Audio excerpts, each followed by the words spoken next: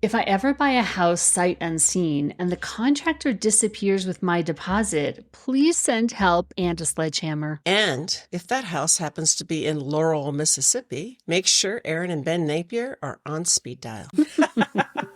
Hi there, I'm Shari and this is my BFF Rhonda. And welcome to Designing Besties. This podcast is for women and brave men who eat, sleep, and breathe interior design and recognize their addiction to HGTV. Whether you're rearranging your living room for the 12th time or here to justify another home goods spree, you're in the right place. Let's talk design, disasters, and all the beautiful chaos in between. This week on Designing Besties, we're recapping the Hometown Season 9 finale. It's called Everything's Coming Up Roses. And it is, but only after Erin and Ben swoop in to save Rose Meyer's retirement dreams from contractor chaos.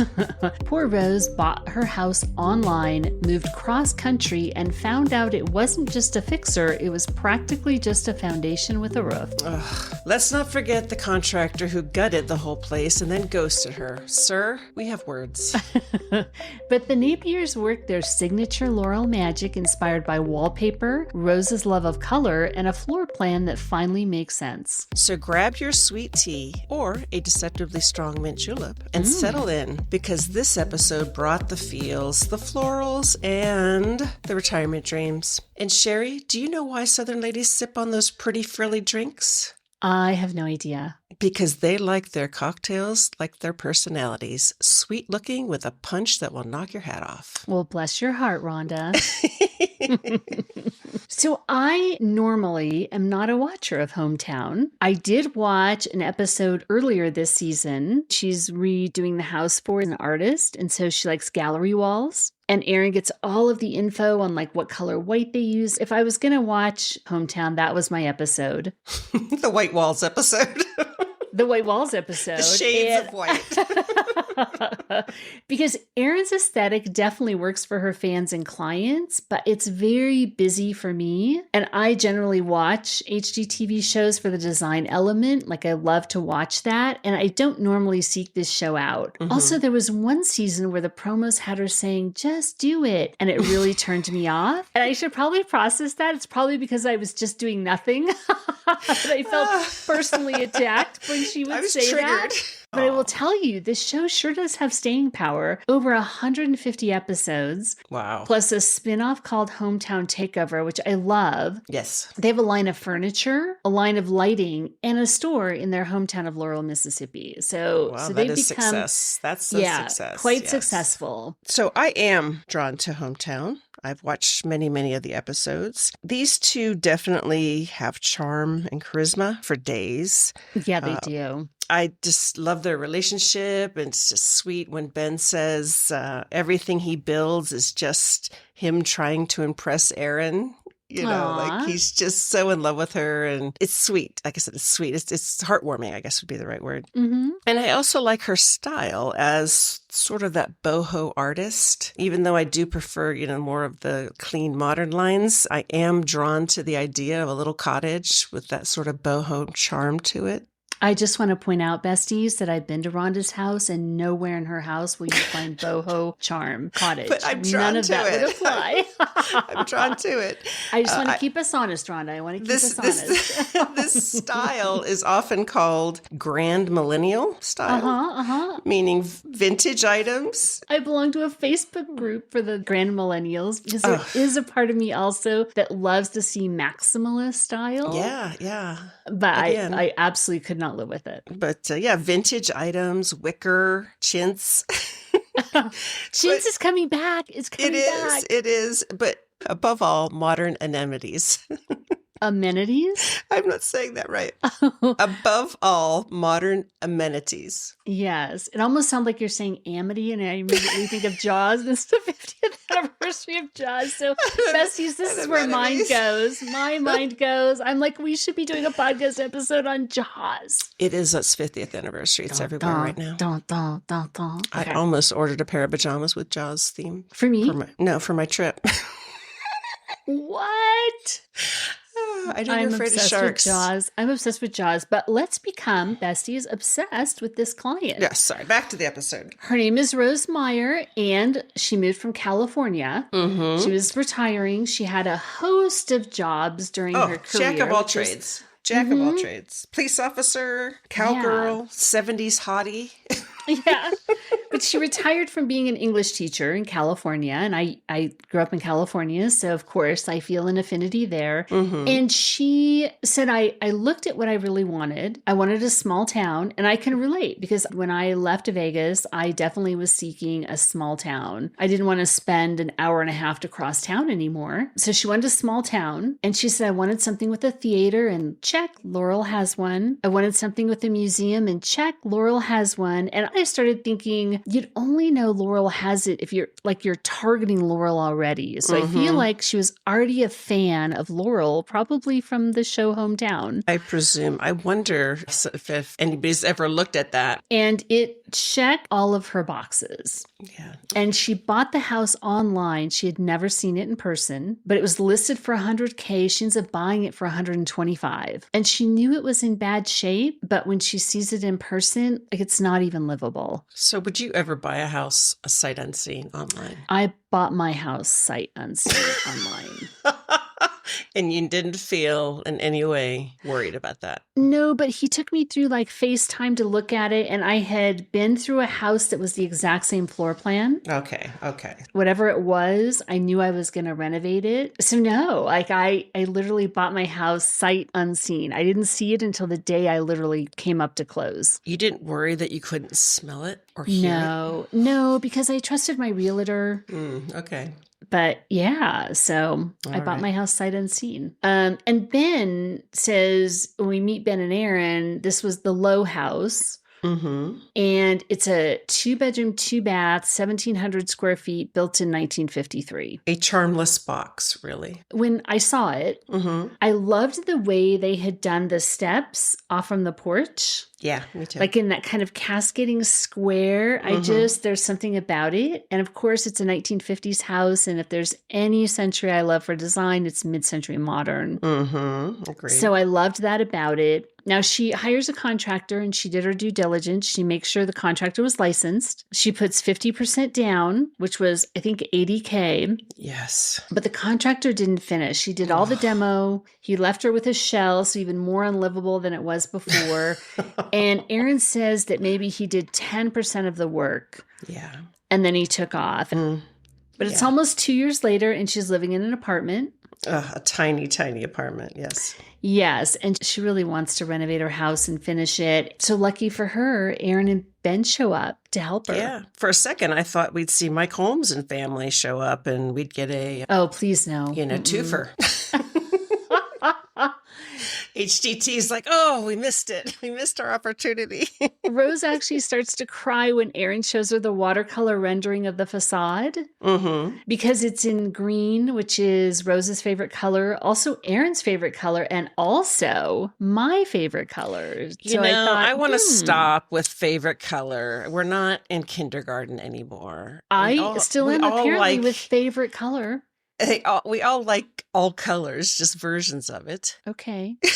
I mean, if she had painted the house Is there anything you need to process, Rhonda? If she had painted the house yellow, I think Rose would have said, I love yellow. Yellow's my favorite. Or purple. I don't think I love purple. Purple's my favorite. So. I believe whatever they tell me on these shows. You know that. Of course. You know of that. Course. Yes. And again, anyone who uses as much color as Erin, she may say green's her favorite, but her actions say she doesn't have a favorite. No, I believe it. Erin and I we're like besties now because we both have green as our favorite color. You and Allison too, right? Allison loves green.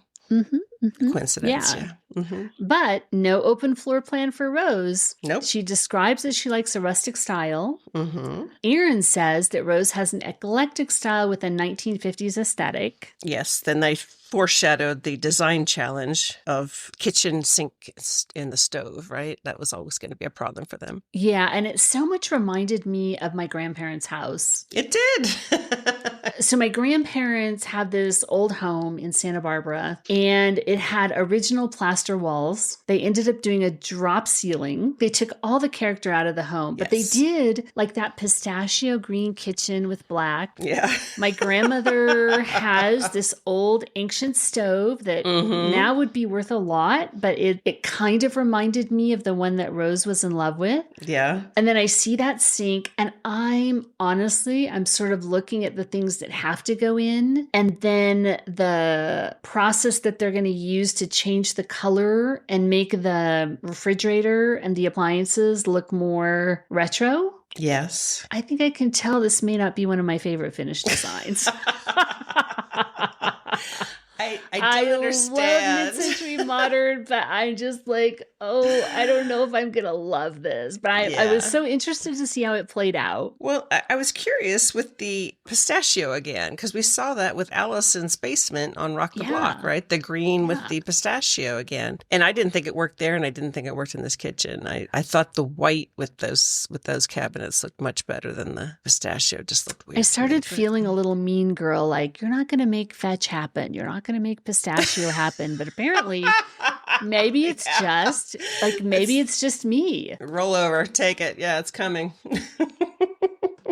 And for the back bedrooms, Ben says, look, the budget doesn't allow us to do anything more than just basically drywall these, like make it livable, but they're not going to be able to do anything else. And then Rose talks about in her bathroom, she likes her tub and shower separate. So I'm like, oh yeah, no wet room here. I don't know that they've done a wet room on Hometown. It's just really not Erin's style. This is the second episode I'm watching, so I really have no idea. Okay. I will tell you that I actually don't even have much experience in the South, but I did go there for a conference, like an emergency management conference years ago, and it was all about TWA Flight 800. For besties, if you're not familiar with it, you can Google it. It was a pretty big disaster. And it ended up, the reason you don't see TWA as an airline today kind of started with that. But I was in Knoxville, Tennessee. It was literally my first trip to the South. Oh, no, I guess I had been to Disney World one time before. A lot of people don't consider that the South. And I had a whole afternoon before my flight, before I was leaving. By the way, I was flying TWA, so you can imagine. I just did this whole seminar on what went wrong with TWA Flight 800, and then I get to get on a TW plane. Nice. But that's for another story. So I have like hours and hours before I have to catch my flight. The conference is done. And of course, the thing that I want to do is shop. I have extra time. There's a mall. So I find a taxi. This is before Ubers. I find a taxi. You can take me to the mall, but I have my luggage. And the thing I noticed about the South is how friendly people are. And when you've lived in Las Vegas, it's a little off-putting. Like people are too friendly. Is he friendly or is he a serial killer? I don't know. It's almost off-putting because I'm not used to people actually smiling at you and saying hi and good morning. And so I get this taxi and I'm telling the guy that I'm going to go to the airport. And he's like, I'll just keep your luggage. I go, okay. Absolutely not. Now, nowhere else would I do this, but I'm like, fine. I don't have to deal with my luggage. No. So I spend the day shopping. We arrange for him to pick me up at 5:00. He's right there. There's my luggage. And so I feel like one of the things about the South that's different than from where I live is just the natural friendliness of people, which by the end of my stay, I'd kind of gotten used to it. Also, it's a weird conversation in the airline when the TWA agent says, have you been in control of your luggage? Yes. For the entire, since you packed it. And I said, well, no, like the taxi driver had it for hours. And she looks at me. She goes, oh, okay. Yeah, exactly. Anyway, it was fine. This is before 9/11. It probably would have been a very different conversation at that point. But at any rate, I do love the friendliness of the South. And I see it in this episode. I can also see some of that coming through. Like just how friendly people are there. I would tell you that I've been all over the United States, almost every state, and everywhere I go, people are friendly, except for Philadelphia Airport. That's the only place I got yelled at. Oh, what did you do? Just going the wrong way, not doing what this guy wanted me to do. This police officer was there just yelling, which I was working with the chief of police in Philadelphia. So I thought, you're lucky I don't call your boss. But yeah, I almost went Karen, and I thought, just screw it, go home. But anyway. Well, I like to go running wherever I go, so I've gotten yelled at in multiple states. Apparently Yes. on the Golden Gate Bridge, there's only one side that you can run in one direction. There's bicycles on the other side. So heaven forbid Lots you of don't know the rules. rule Yeah, and lots you're of on the rules. wrong side. Yes, yes. The entire console, they are sweating buckets. They look like they are taking an advanced Zumba class. I mean, it's so uncomfortable in that house. And they're trying to act normal, like this is normal. And the front porch is all screened in. So I'm thinking sweat and bugs. Bugs galore. So I don't know that I would trade the friendliness for the sweat and bugs. I'll live in my unfriendly city. That humidity makes those beautiful trees. I don't know if you noticed in the background of her house, she had some lovely landscaping in the back. Yes. Just those gorgeous big trees, right? So that's what you get. You get those beautiful hydrangeas and roses grow lovely and everything, loves humidity. I guess it's the good with the bad. Every place has its own puts and takes. Sweet and sour. So besties, you can tell us like you're sweet and sour about where you live. Yes. But yeah, sometimes they can hide that humidity from the filming, but usually Ben cannot. I think he said one time that it was like a 3-shirt day. He'd gone through three t-shirts in one day. So one filming. So now, as they go through the renovation of this, they spend a lot of film time showing us hanging drywall. And I'm just like, HGTV, like, we don't care. We know that the drywall goes up, but I don't need to spend that's when I'm going to get up and go get a snack. Like, I'm not watching that stuff. Lots of sheetrock. You're right. They didn't call it drywall. Maybe they said sheetrock. Yeah, I looked it up. And I guess there's a difference, but I don't know. It's like Kleenex and tissue, apparently. Oh, okay. One's a sheetrock, I guess, is the brand name, and drywall is the generic name. Now, of course, it's not an episode on HGTV if we don't have some drama. So the contractor shows Ben that I call them the Eves, have not been framed appropriately by the contractor that ghosted Rose, and they're sagging. So all the soffit and fascia have to come down and be installed appropriately, and that's going to cost about an extra $3,000, and they're able to do it within the budget. Yes. And even Erin points out that they're doing so much to this house that it will basically be a new house, and the challenge she is finding as a designer is that she wants to make sure it still has the character of the 1950s house that it really is. Yeah, I called that design challenge number 2. The house doesn't have much character. How do you put that character in? And I think Erin is just the designer for that. Yeah. She clearly knows how to do that. Absolutely. I think they did a great job. Yeah. I'll tell you, when they're working on the bathroom and they do the built-in in the bathroom with the arches. Oh my God. I was thinking, is there a place in my bathroom I could do that? Because Force an arch. I was in love with it. And actually, there's just not space in my bathroom, which is good for me and my budget. Yeah, you'd have to do like a wet room along that wall and have the arch. And I would never trade that off. Yeah, I got it. And it's green, so of course I'm just totally my favorite color. Yeah, green. Mm-hmm. But because the bathroom in there originally was pink, they're going to do pink tile in the shower, and I'm like, ugh. So I'm torn with this because initially I hated it. Almost every reaction to pink tile or that green that comes from the 50s, I reject. Like, I couldn't stand looking at that. But I've been reading a lot about bathrooms since I'm looking at my own, and people are, what's the right word? Designers are pointing out, you don't spend that much time in your bathroom. Like, actually add up the time you spend in your bathroom. We're putting all this money and design into bathrooms when really it's one of the least visited rooms in the house. Good point. After reading about that, I thought, it would be kind of charming to visit pink tile once a couple times a day, right? As opposed to I will give you the address of my Yeah. grandparents' house in Santa Barbara. And the next time, I think you go to Santa Barbara every August.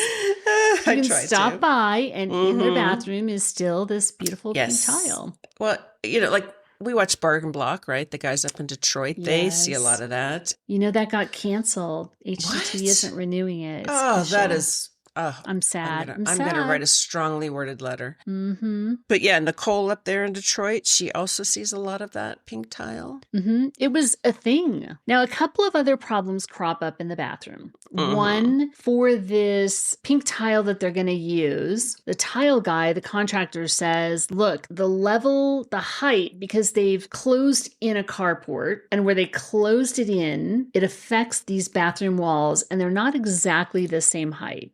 Yeah. And most of us ours aren't totally square either, but this one's more noticeable. Yeah, certainly with subway tile. And he says, like, depending on how you run the tile, the changes in ceiling height are going to be more obvious rather than not. And Erin eventually decides on a vertical running bond. I enjoyed the problem-solving little segment there. I enjoyed that too. And I liked how she came to the decision and how it's going to make it sort of your eye will not stop on it.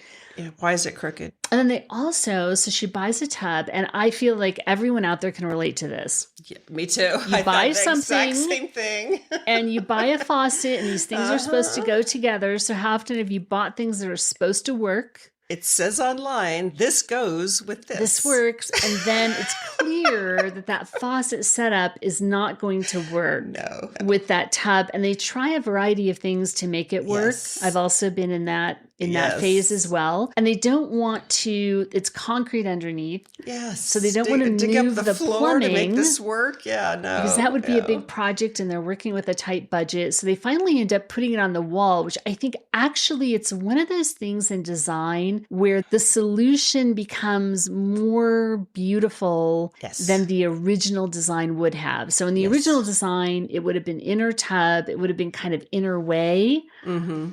And she would have to lean all the way forward to turn it on. Mine is like that today, so I know. Like I have to lean all the way forward to get some more hot water.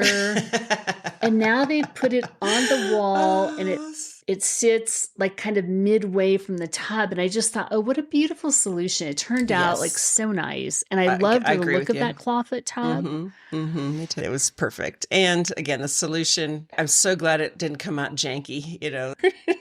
And then they bring in a decorative painter who's a friend of Erin's, who's going to Bekye, a new way to spell Becky. And she's helping. She's basically helping Erin out because the budget's really tight.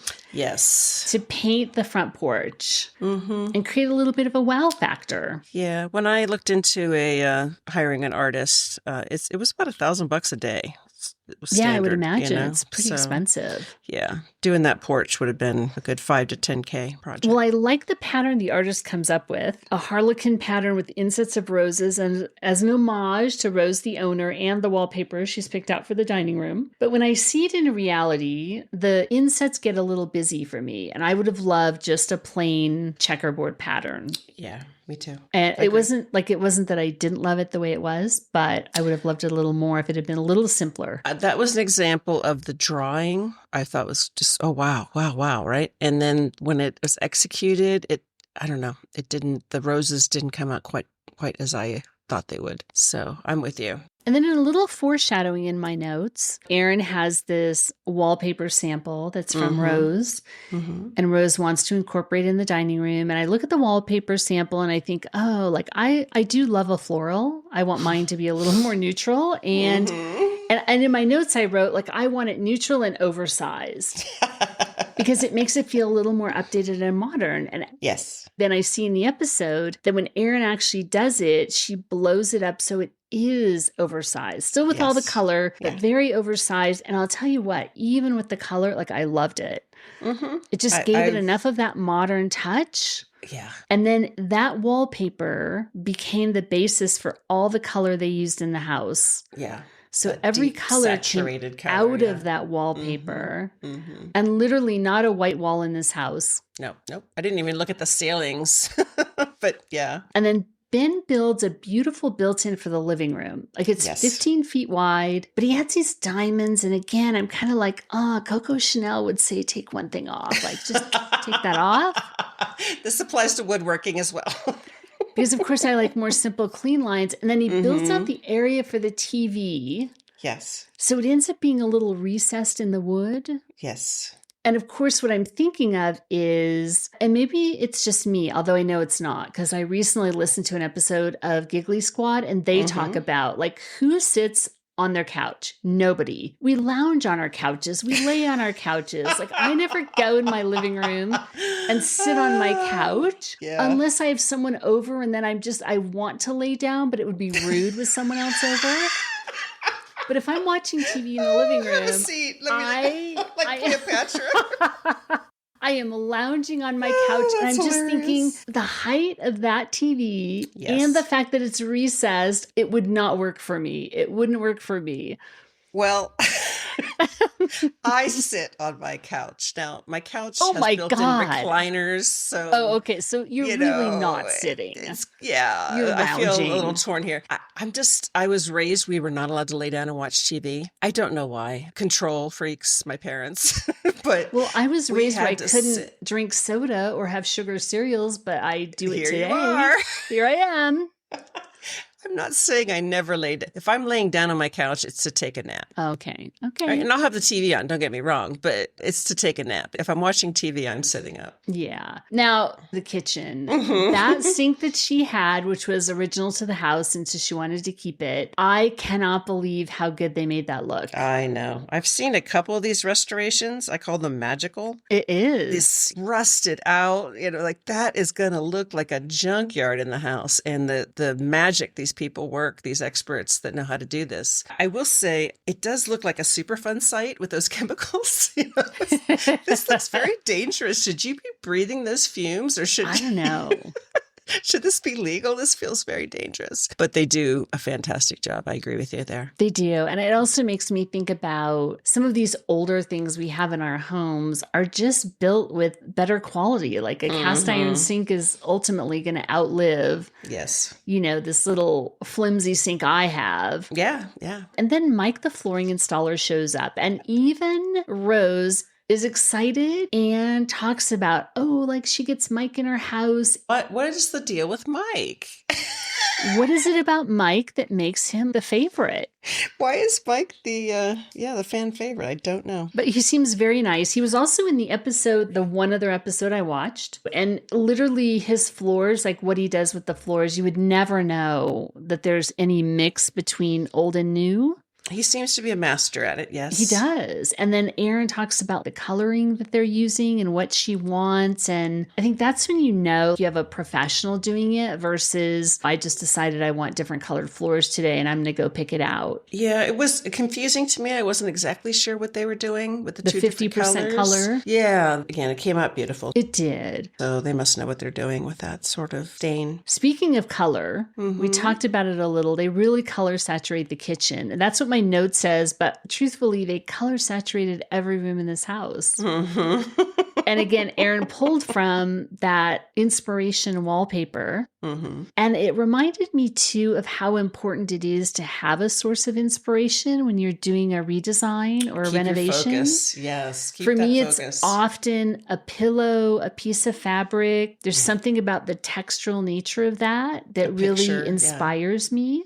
But they color saturate the whole house. And going back to the flooring, I like that she makes the flooring less dark because of the darker elements in the rest of the house. And I feel like it kind of balances it. I agree. And it's really kind of the opposite of how you would normally do it with the floor kind of anchoring the room. But it really works. And this final design, while it's not it wouldn't be my design, the final design actually looks really well pulled together, cohesive, is part of what I put in my notes. Yeah, this was a plain, unremarkable 1950s version of a builder grade house, right? That's what we would call it now. And they converted it with charm galore, right? Every room had charm. Yes, I totally agree, Ron. They really brought the character back into the house. And the other thing that surprised me is that I didn't look up the size of Laurel, Mississippi, but they talk about it always like it's a small town. Yeah. So I think it's crazy that they find craftspeople who can do this kind of newfangled stuff, like wrapping the appliances and have the machinery to do it. And it's so funny when Erin says, like, if she had that machine, she would be dangerous. Like everything would be wrapped. And I thought, I totally can get that.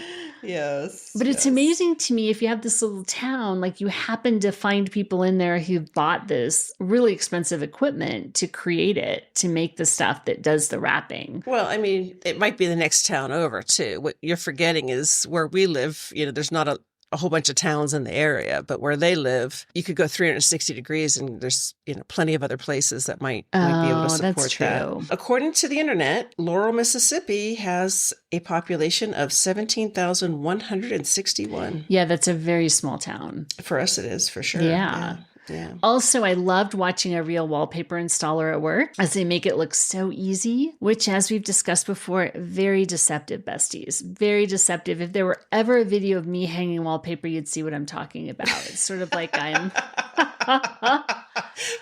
wrestling a bear Yes. is what I call it. Yes. Especially with high ceilings. And this guy does it and he's just like ding, ding, ding. And I'm like, oh, I love It's you like- and hate you at the same time. Yeah, it's like watching a professional painter. If you ever watch people who, they don't tape anything off, they just get up there, they hold that brush like a master, right? There's never a smudge. There's never any on their clothes. I do it and I look like I've been rolling in paint. So, Now, they actually, when they go to install the sink, mhm. it has these little pegs almost. Yes, that's perfect And- example of, oh God, nobody thought about this. No, and then Ben is like, no way are we taking it back outside. I could really relate to Ben. That thing looks so heavy. And we're just going to do it. We're just going to cut those off, and they easily grind them off, and then they seat the sink, and then they're done with it. But I just thought, oh yeah, I would take the dust in the house any day rather Me than having to try to too. drag that thing outside. Yes, you forget how exhausting that kind of work is. But I had to move all my houseplants outside this week just to, for a that's cleaning right. thing. Yeah. And yeah, those West Elm, those little mid-century modern ones I like. So those things are heavy. They with a are. plant in it, Yeah. So, anyway, back to the episode. One thing I will criticize about Erin's design is there's really not much rest for the eye. When you look at those rooms, your eye is darting all over the place at all the interesting things, right? And it almost feels like if we put one more thing in that room, it's going to collapse, right? It's just going to be too much. And we know there's going to be more added to that room. You're going to have mail and magazines and bags from shopping. And so that's my only criticism of it is I want to reduce it about 50%. Of just stuff, just things that really aren't relevant to the actual room, accessories. But I do think that Rose loved it. Mhm. It totally fit Rose's vibe and what she had been wanting. Me too. I would have the exact same response in there. But it also has to be an amazing feeling when you've been waiting 2 years to move into your house. The relief, like we talked about with the Holmes, the Mike Holmes issue, it's like just that relief. Somebody took care of it. I didn't get ripped off. I'm not doomed. Yes. All that money. And I'll It's tell you just what, the mid-century chairs on the front porch, I do have a love for mid-century modern. Did you and look that those up? nod, I didn't have to. I could look at them and see they're mid-century chairs. No, I meant, And- did you look them up to buy them? That's No, would be no, normally your no. thing. But I just felt like, and in that orange color, I don't know, there was something about it. I just loved that. Like, I think Erin hit that exactly right. Yeah. And you saying you liked an orange chair on a greenhouse with a painted floor is not usual. I know. So see, besties, everybody can change. That's right. Anyway, Open it mind. definitely seemed like the journey was worth the wait for Rose. Mm-hmm. And the total renovation budget stayed at $150K, Yeah. which is a lot for a budget, but they did a lot of work. I would say A lot of work. got her money's worth for sure. She for sure did. Mm-hmm. Well, besties, that's a wrap on Hometown Season 9. And Erin and Ben really said everything's coming up roses. And quite literally it did. Rose Meyer finally got the retirement home she's dreamed of. It was a 2-year wait, and she had a disappearing contractor. Yes. And for us, there was more drywall footage than I think I ever needed to see in my life. But it's done. It's done. Yes, the kitchen was peak nostalgia, really reminded me of my grandparents and their house. The wallpaper was giving 50s glam, and that custom built-in with the arch, I'm giving it a whole architectural hug. I'm giving it an applause. Yes, it was beautiful. But I've got to say it. If I have to tilt my neck like a flamingo to see the TV from the couch, that's a miss. So, It would be a miss for me. We'll have to see how that works out for Rose. Still, we're giving Erin a slow clap while Googling that floral wallpaper for bringing vintage charm back without making it feel dusty. Or ridiculous, right? That's a lot of it too. Yeah. Shout out to Mike, the flooring guy. Yay. He may not have demo day energy, but Reddit has spoken. Clearly a fan favorite. Oh, and for this week's special post, we're throwing it back. What's the one vintage feature you'd keep in your dream home? Tub, stove, maybe some retro pink tile. I don't know. Bonus We points. want to see it all. Bonus points if it's pink. As always, we have some apologies to make. I'm sorry to fans of pink tile in the shower, high-mounted televisions, or color drenching on every wall. If you were vibing with us and your brain is basically made of HGTV at this point, you need to catch up on all of our episodes at designingbesties.com. We're literally everywhere you listen to podcasts, so hit that follow, like, star, or whatever button your app throws at you. We're not picky, we're just needy. Well, until next time, besties, bye! Bye. See you soon.